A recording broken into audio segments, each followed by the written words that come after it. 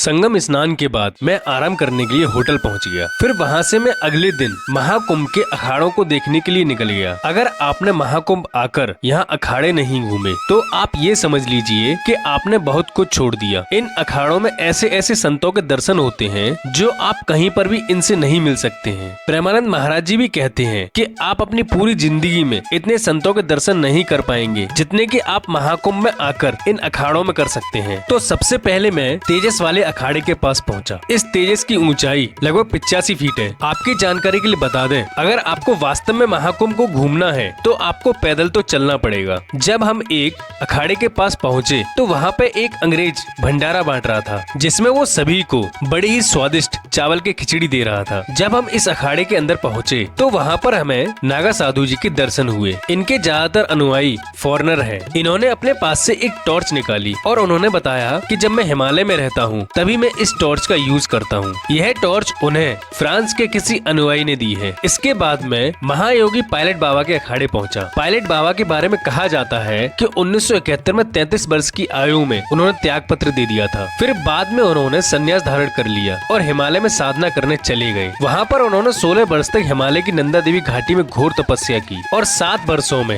हिमालय की घाटी में 800 मील की यात्रा की। उनके प्रवचन से प्रभावित श्रद्धालु उनका अतीत जानकर पायलट बाबा कहने लगे और बाद में वे इसी नाम से प्रसिद्ध हो गए। पायलट बाबा को दुनिया के 160 देशों के लोग फॉलो करते हैं। आप इनके अखाड़े में जितनी भी तस्वीरें देखेंगे वो भारत के सभी शहीद सैनिकों की हैं।